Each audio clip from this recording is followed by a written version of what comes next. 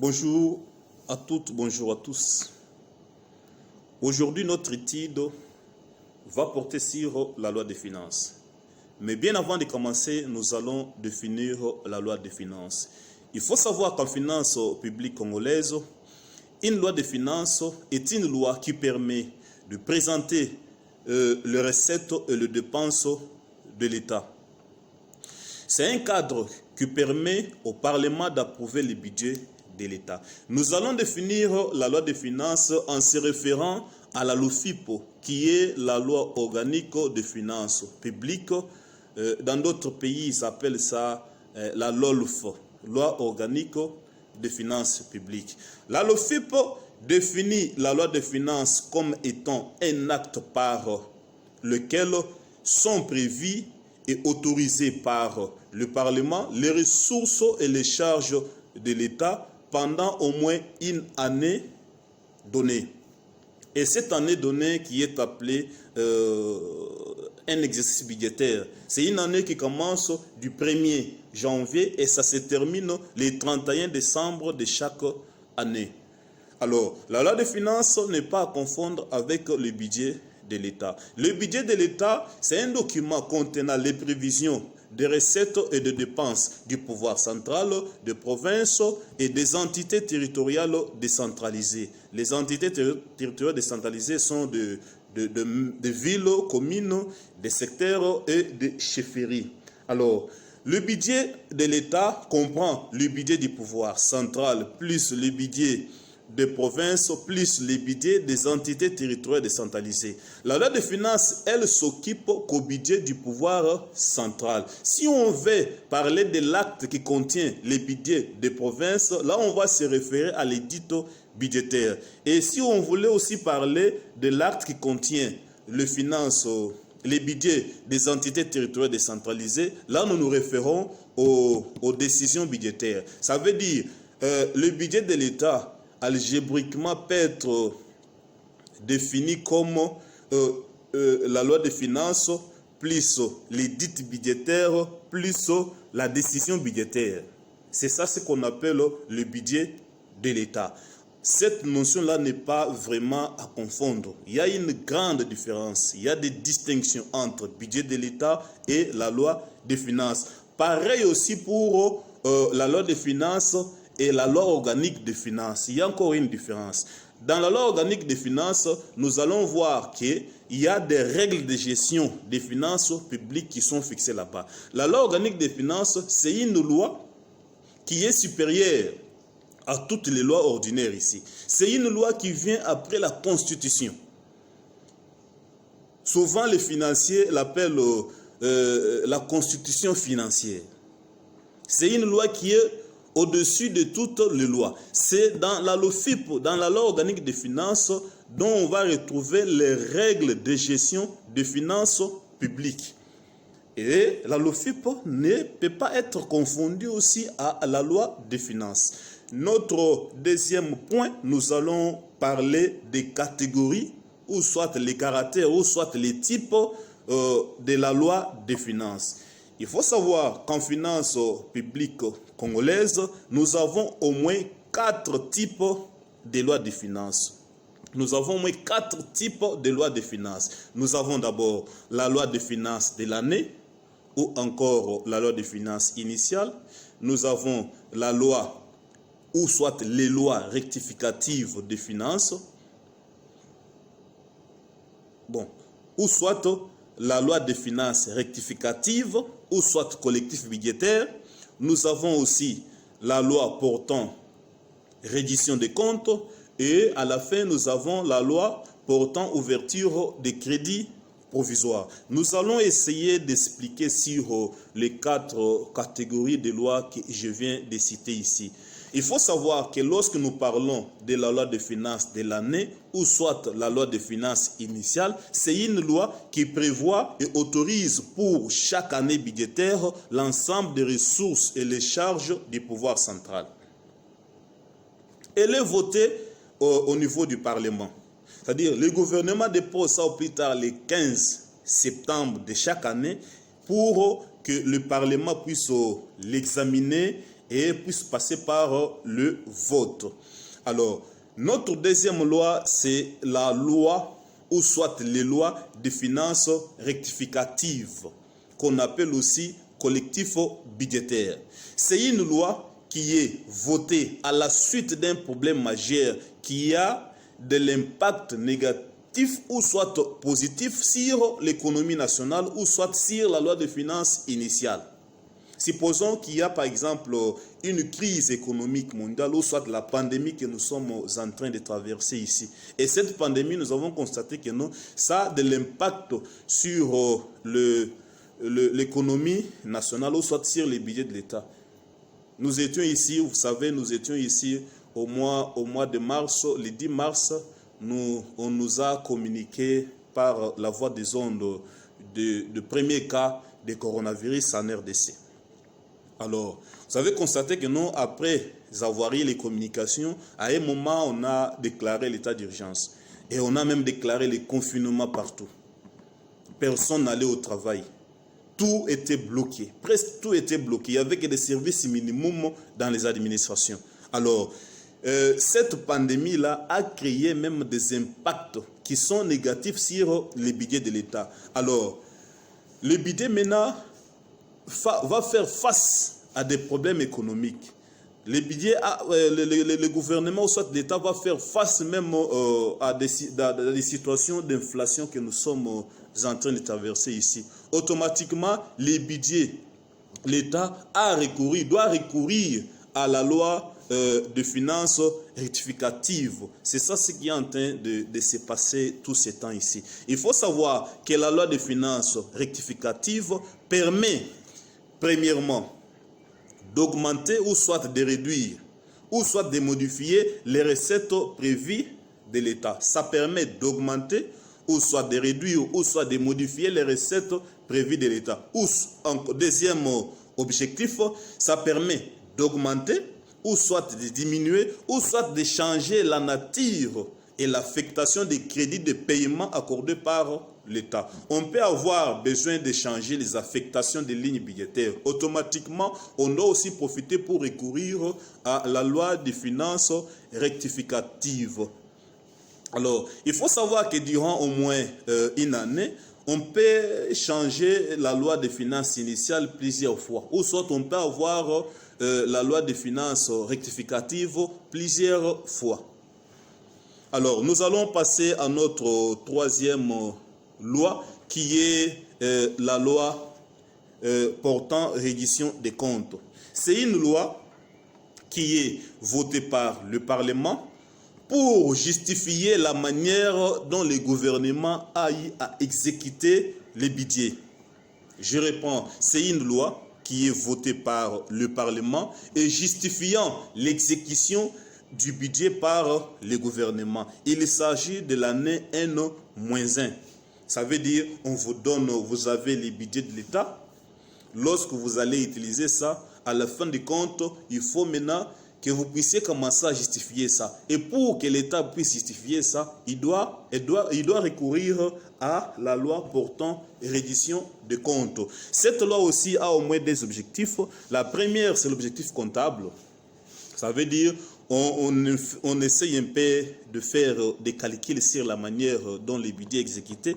Et le deuxième objectif, c'est l'objectif de contrôle parlementaire. Ça veut dire que les parlementaires vont se servir de la loi portant reddition des comptes pour contrôler l'action du gouvernement ou soit l'action de l'exécutif.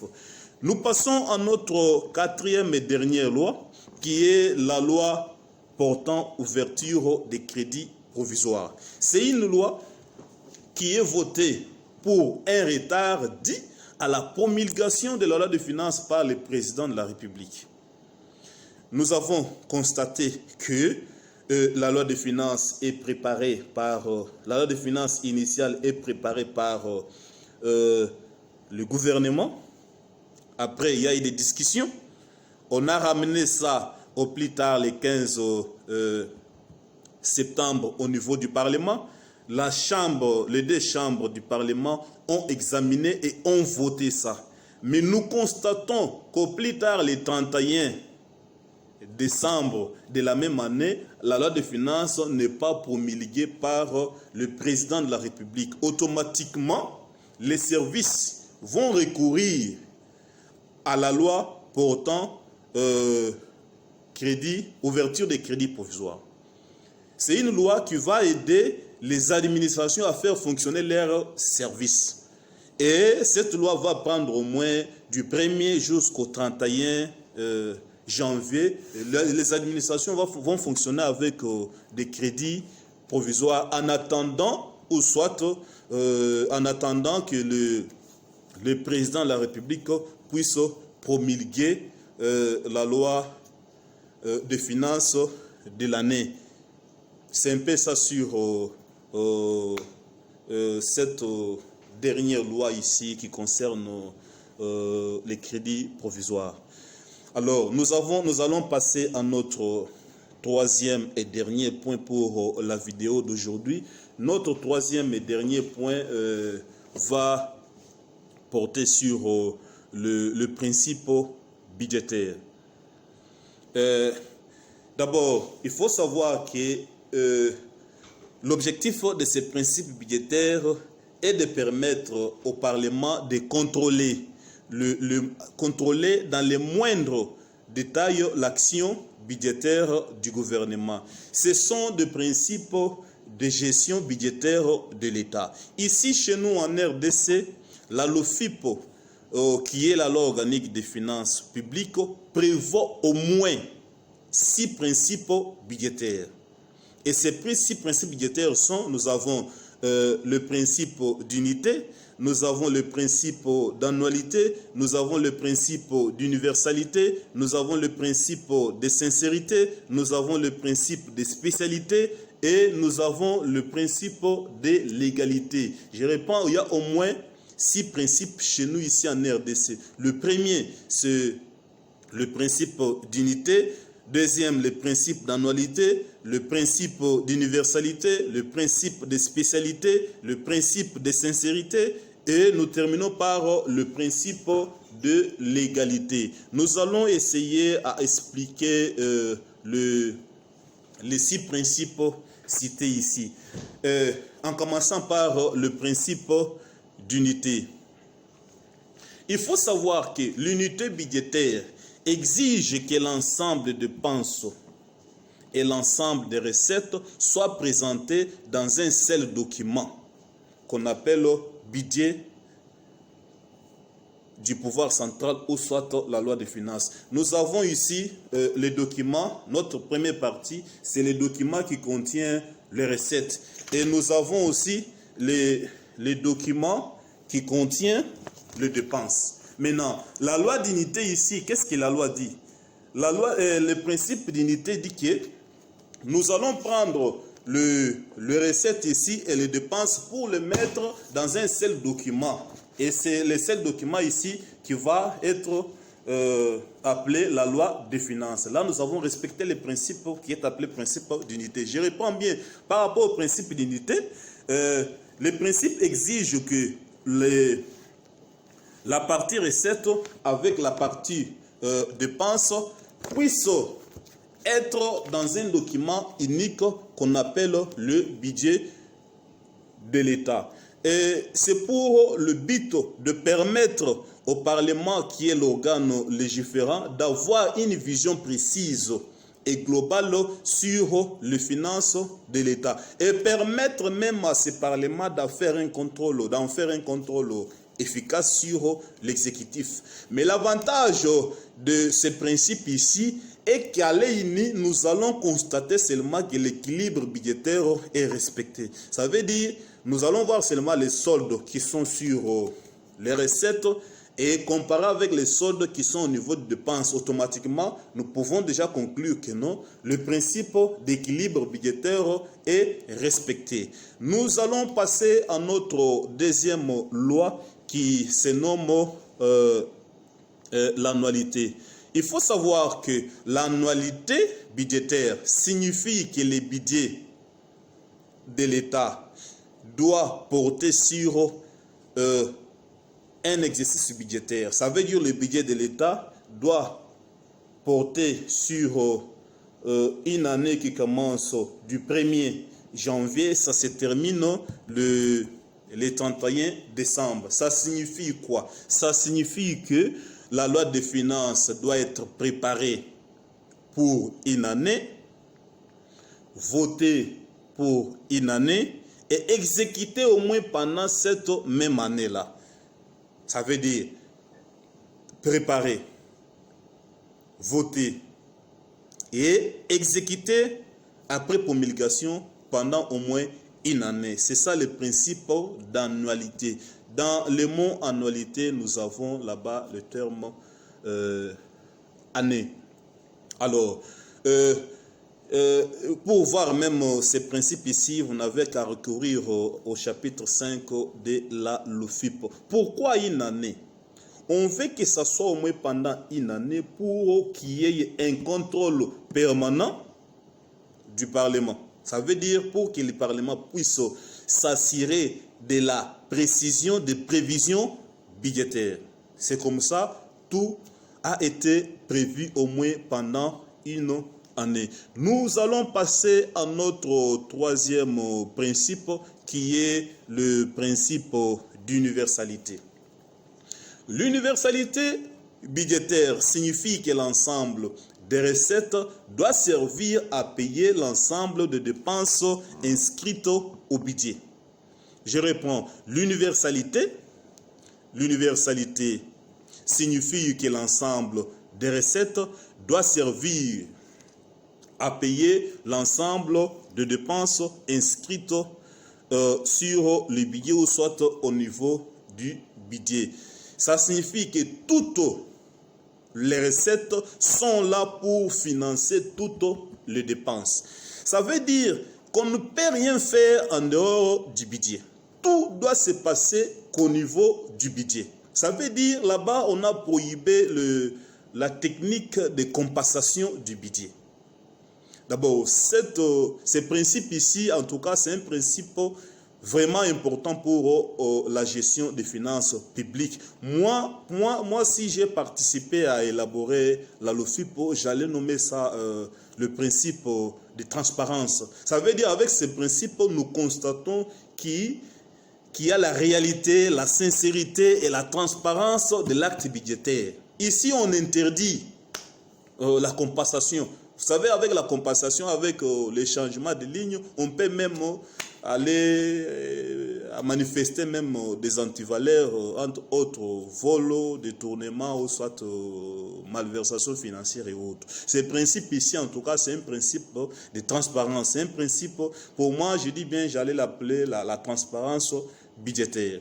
Alors, nous allons passer à notre quatrième principe qui est le principe de spécialité. Il faut savoir que la spécialité budgétaire veut que la répartition de dépenses soit faite en fonction de leur nature, soit en fonction de leur chapitre. Ça veut dire on ne veut pas que ce qui est prévu à l'investissement, par exemple, puisse être consommé, par exemple, au fonctionnement. Non, non. On veut que la nature, on veut que la répartition des dépenses soit respectée en fonction de leur nature ou soit en fonction des chapitres budgétaires. Ça veut dire chaque dépense a une destination précise qui est le chapitre budgétaire. C'est dans la LOFIP sur l'article 8 dont vous allez retrouver ces principes ici. Nous allons passer à notre cinquième principe qui est le principe de sincérité.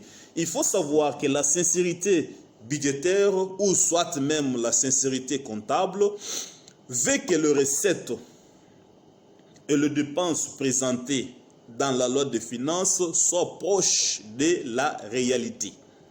Il faut que les recettes et les dépenses présentées dans la loi des finances soit proche de réalité. Nous savons toujours qu'il y a peut-être des événements qui ne sont pas des imprévus qui peuvent survenir, mais la LOFIP prévoit qu'on doit recourir à la loi rectificative, à la loi des finances rectificative. Pour voir ce principe ici, vous n'avez qu'à recourir à l'article 11, l'alinéa 1 de la LOFIP.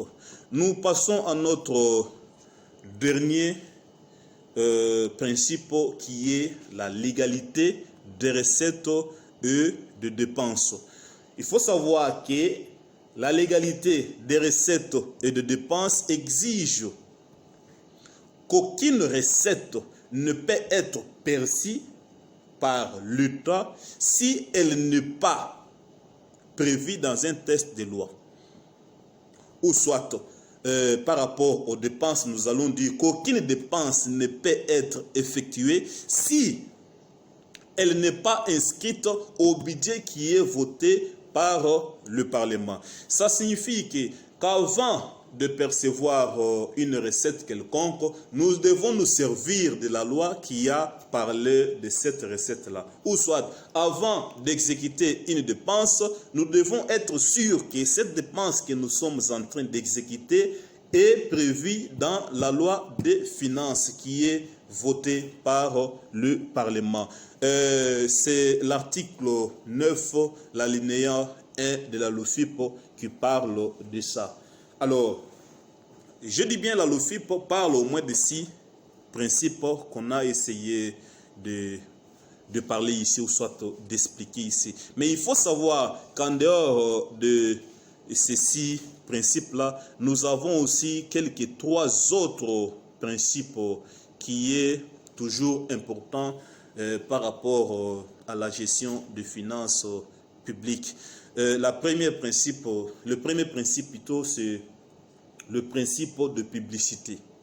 Le principe de publicité veut que la loi des finances puisse être publiée comme toute autre loi, surtout dans les journaux officiels.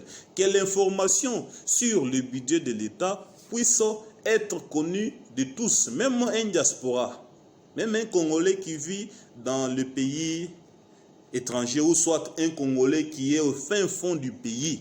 Ce principe veut que ces Congolais-là soient au courant du budget de l'État ou soit de la manière dont le budget de l'État est en train d'être géré. Le deuxième principe, c'est le principe d'équilibre budgétaire. Nous avons déjà évoqué ça dans le premier principe. L'équilibre budgétaire signifie que les dépenses et les recettes doivent être préparées en équilibre. Les soldes de dépenses doivent être égal au solde de recettes. C'est ça la signification du principe d'équilibre. Le dernier principe sur ces 3 ici, nous avons la participation citoyenne. Alors, la participation citoyenne, c'est un principe moderne qui veut que les gouvernants soient associés sur la gestion des finances de l'État. C'est un principe qu'on appelle le principe moderne. C'est un principe qui veut qu'il y ait l'applicabilité du budget participatif. Que tout le monde, tous les Congolais, sachent de la manière dont leur budget est en train d'être géré. Nous sommes presque à la fin de notre vidéo.